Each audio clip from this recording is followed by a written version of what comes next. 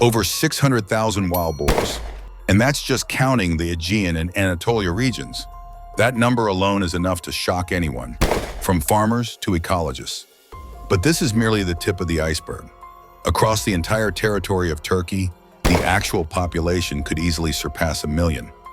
They reproduce faster than any other large mammal in Europe, as if Turkey were some kind of untamed breeding paradise.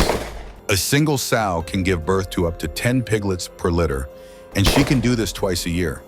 In a temperate climate, without any significant natural predators, wild boar populations are exploding beyond anyone's expectations. They aren't just present, they're everywhere, from lush hilltops to sprawling cornfields.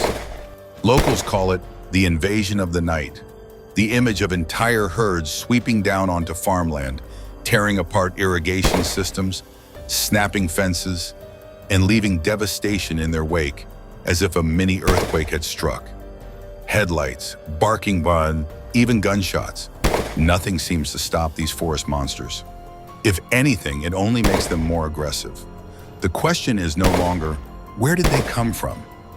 Now, the haunting question is whether Turkey can contain this wild surge before it completely spirals out of control. When crops are flattened, fences broken, and fields turned into battlegrounds, it becomes clear. This isn't just an agricultural problem, it's a fight for survival. To truly understand why wild boars have become master survivors, we need to look deeper at their astonishing adaptability, their extraordinary reproductive speed, and their nearly supernatural survival instincts. They don't just endure, they dominate quietly but overwhelmingly. And without decisive strategies and extraordinary human resolve, there will be no place in Turkey's landscape that remains safe.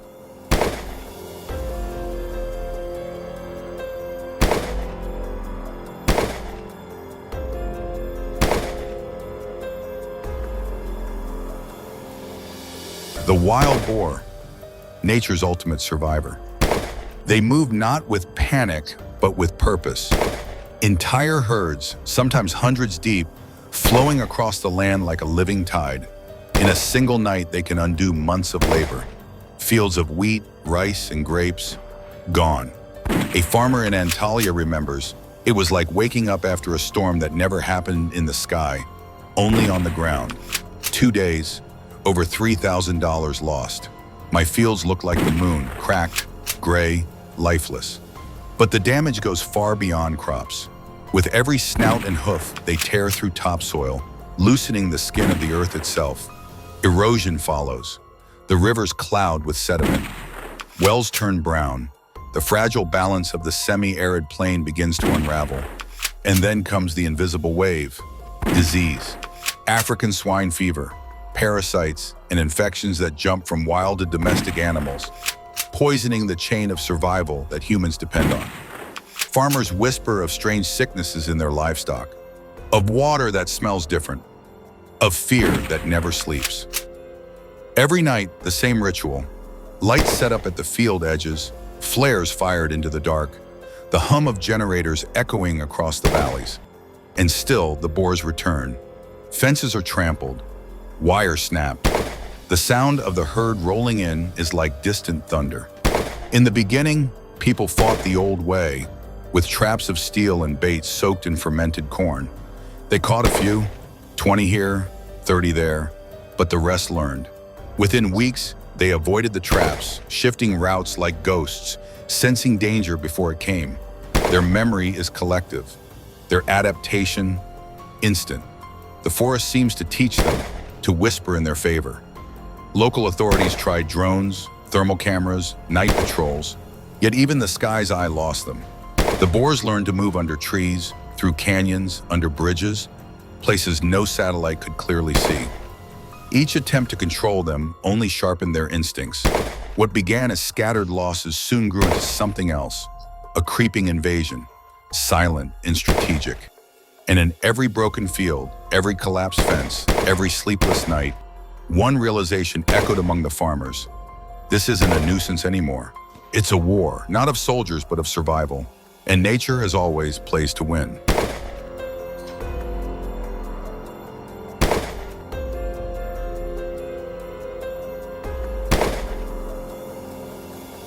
By 2025, wild boars had spread across almost every corner of Turkey.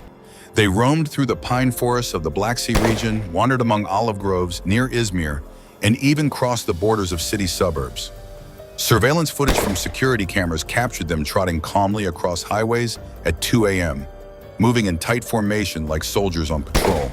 In some villages, people had stopped walking alone after sunset. Motorcyclists would not ride without headlights flashing full beam. The danger wasn't from wolves or thieves, it was from herds that could appear from nowhere. Ecologists began to call it the silent flood. Unlike other invasive species that depend on human trade or transport, wild boars move by their own will. They dig, cross rivers, climb ridges. Their muscles are built for endurance, their stomachs for everything edible. Roots, crops, insects, even small animals. They can adapt to high mountains as easily as to seaside dunes. And wherever they arrive, they leave a trail of destruction. In the western provinces, fields of corn and sunflower lie flattened. In the north, tea plantations show patches of bare soil where herds rooted for worms. In the south, the citrus groves are riddled with holes. The irrigation pipes chewed through, the soil overturned. A farmer near Denizli told a journalist, "They come at night like ghosts. You hear the soil move before you see them. By the time you turn on your light, they're already gone. But the damage stays, always stays." Satellite images confirmed what locals had feared. In some areas, up to 30% of farmland had suffered repeated wild boar incursions. The soil was compacted, its natural structure ruined. In a single night, the hooves of 100 animals could trample hectares of seedlings, undoing months of cultivation. And yet, for the boars, this was not malice. It was instinct, survival. The same instinct that once helped them endure ice ages now drives them through the 21st century's farmlands. But instinct, when multiplied by numbers, becomes a force of destruction.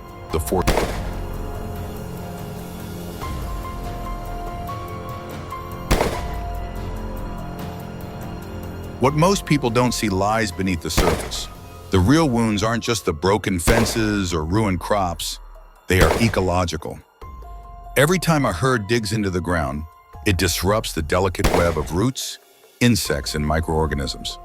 The soil loses its cohesion, making it more prone to erosion. After rain, nutrients are washed away into rivers. The rivers, now clogged with sediment, slow down, overflow, and flood nearby areas. In Antalya's highlands, scientists measured a 40% increase in soil erosion in areas frequented by wild boars. In central Anatolia, groundwater samples showed rising levels of coliform bacteria, likely due to boar activity contaminating water sources. Then came the diseases, the invisible soldiers of the invasion. African swine fever swept through parts of Europe, and Turkey feared the same fate. The virus doesn't infect humans, but devastates pig farms. Each outbreak can destroy an entire region's livestock economy. In addition, wild boars carry ticks, worms, and bacterial infections that spread to cattle, sheep, and even pets. Jocelyn Aden, a veterinarian from Eskişehir, recalls, "We started getting cases of cattle with unexplained fevers, wounds that wouldn't heal. It took weeks to trace it, back to wild boar feces contaminating pasture land. They don't just destroy crops, they bring disease. That's what scares me most. The ecosystem feels their presence like a fever. Birds lose nesting areas. Small mammals abandon their burrows. Even plant diversity declines as seeds are trampled before they can grow. The balance, the quiet, unseen harmony of nature is breaking apart."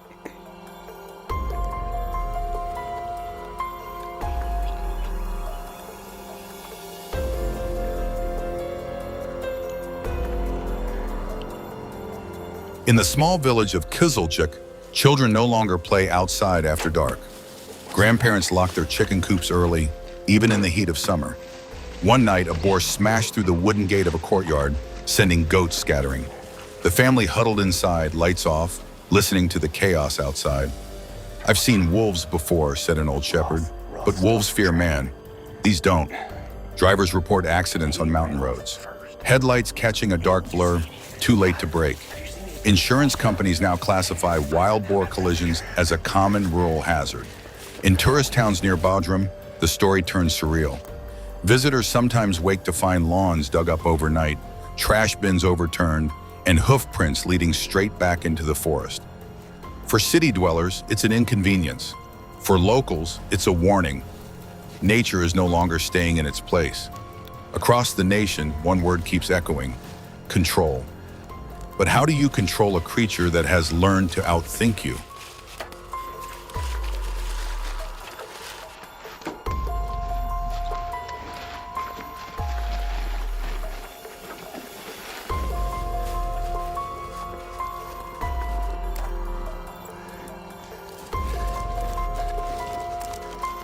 Many desperate farmers turned to electric traps, poison, and even homemade landmines. The result? Cattle, showing even children, were injured. Headlines followed: child hurt during wild boar chase. Toxic chemicals seep into village wells. Humanity had begun to pay the price for its own fear. In response, the government launched the Ecological Harmony program, teaching farmers sustainable defense methods. Plant dense shrubs around fields to form natural green barriers. Rotate crops to make farmland less attractive to wild boars. Keep garbage and leftover feeds secure to avoid drawing them in. In the Geddes Delta, a pilot project known as the Natural Feeding Zone was introduced, guiding herds toward an enclosed forest area where they could forage without destroying crops. Within months, damage dropped by 40%. For the first time, humans and wild boars coexisted in fragile peace. By 2024, public attitudes began to shift. Journalists stopped saying eradicate the wild boar and started saying manage the population. People learned to live with them, not against them, because they finally understood nature cannot be erased, only balanced. Across villages, community funds were established to protect fields and share costs. Bio-observation posts were built to study herd behavior and pass down knowledge to future generations. What was once seen as an enemy had become a silent teacher, one that taught patience, discipline, and respect for the natural order. By year's end, the lights that lined the Anatolian fields glowed each dusk, not with fear, but with determination. People had learned to stand their ground in the darkness, to sense the rhythm of the forest, to read the language of the soil itself. An old farmer said, "I don't hate them anymore. They just want to live. They taught me that this land belongs to no one and to everyone." The wild boar, once branded a plague, had become a symbol of untamed vitality, resilient, intelligent, and proud. They destroy not out of malice, but in obedience to the oldest law of all, survival. And as humanity faces its own crises, climate change, dying forests, barren lands, and vanishing rivers, their lesson rings clearer than ever. No one truly conquers nature. Those who understand it endure.